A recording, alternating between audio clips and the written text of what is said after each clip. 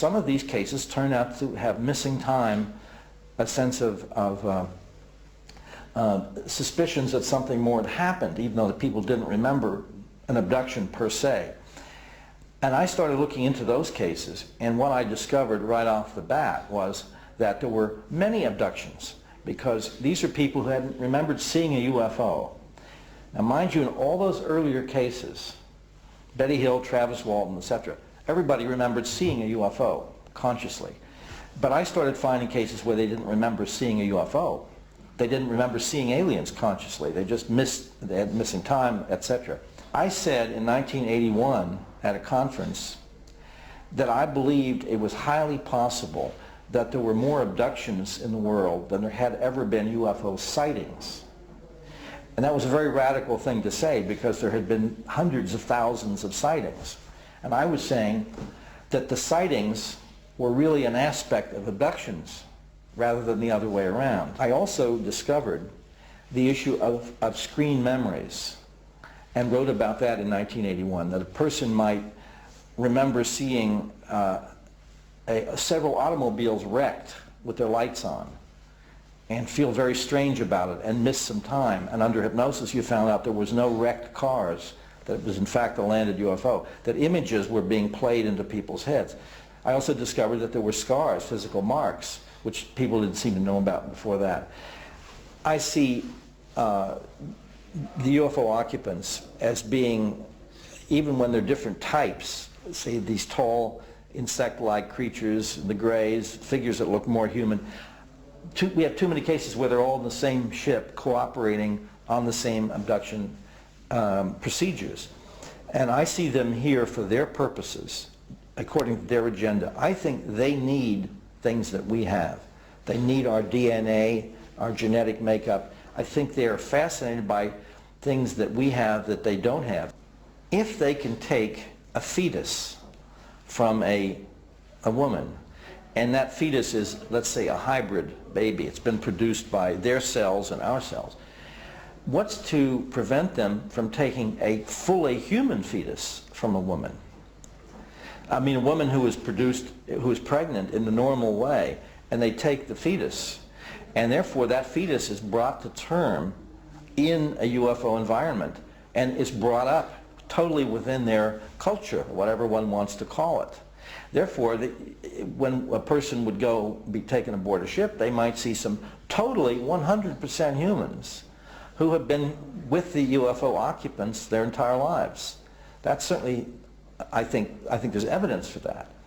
So rather than these, I mean, if they can bring up tiny hybrid babies, they can perhaps also bring up 100% human babies in their environment. And that human then would have a completely alien point of view. The issue is very complicated. Now, my feeling is that we have a number of cases, I have a number of cases now, which I call alien co-option. The aliens will simply abduct somebody or take them over, and that person is acting as if he or she is an alien for the next hour or two, and then that person is put back, and the person at that point is totally like a normal human being again. I give an example. A woman I've worked with remembered being in a ship, and she's an abductee, but she was in a ship now this other time wearing a blue uniform like the aliens were wearing. She didn't know how she got into this uniform. Didn't have buttons or zippers.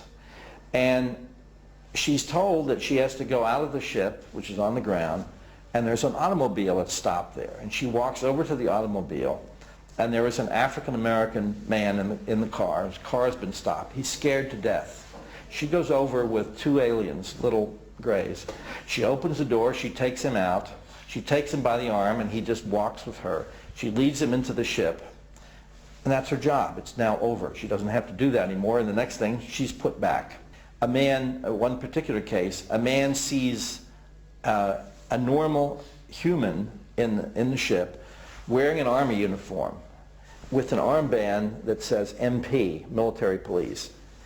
And this man had been in the army himself, and he's thinking, what is this man doing an MP, why would they have uniforms? You know, if the government is cooperating with the aliens, why would they have them dressed up in uniforms? I mean, which is just advertising. See, we're cooperating with the aliens. It's so obvious. And he says, this isn't making sense. And at that point, the figure changes. Now he has a Nazi uniform on. Army band, Nazi thing, a Nazi hat, and so forth. And he jumps and he thinks, you know, this is impossible too. But it's almost as if images are being put into his head. He doesn't know what exactly he's seeing there. I think that people are being co-opted. Images are being played in. People are seeing things that aren't really there.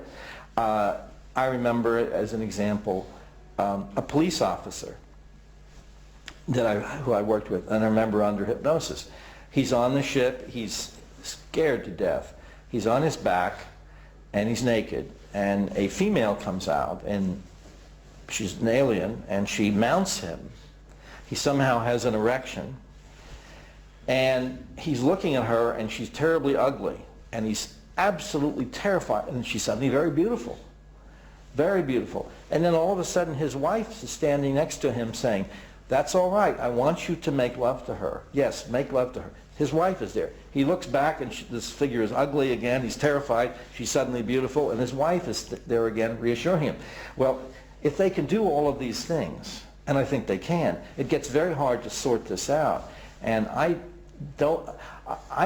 fault the governments for, especially the American government, for the cover-up, which is it's a horrible thing they're doing to human beings.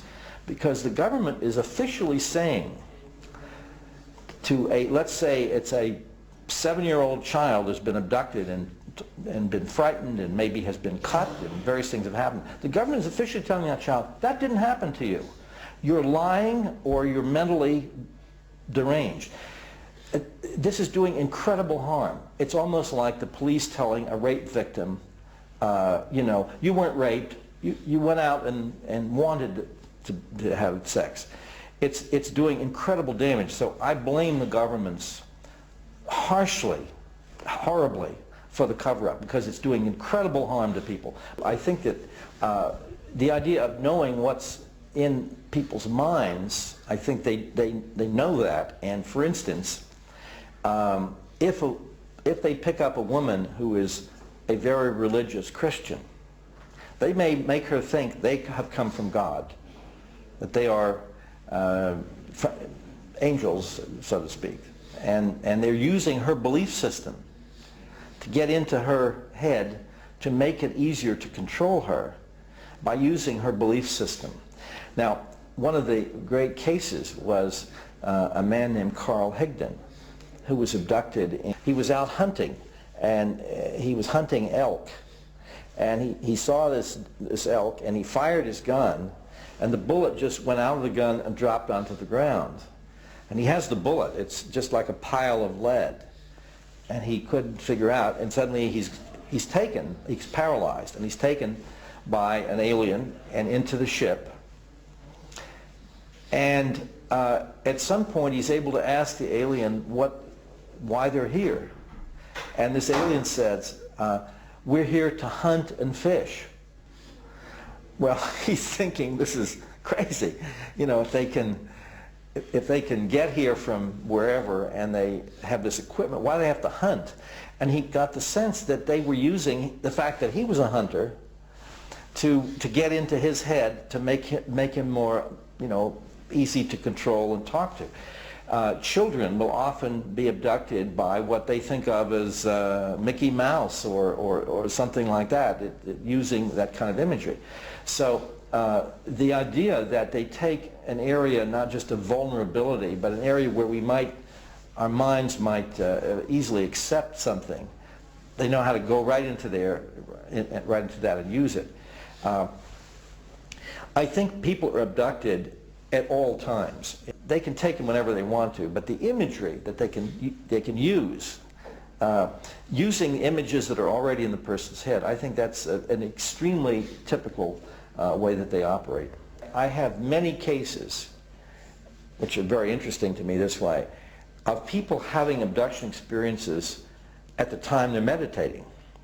It's as if once they go inside and close off the outside world to meditate, it's almost as if they're vulnerable for control at that point.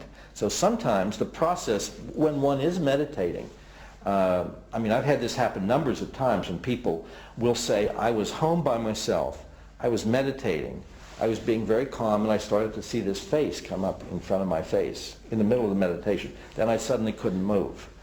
And it's as if, even I think at night sometimes in the dream state, people are fairly vulnerable. I, of course, support every attempt anybody can make to resist this, because the essential thing is we have got to make them understand that they have got to explain themselves, and they have got to ask our permission before they do this.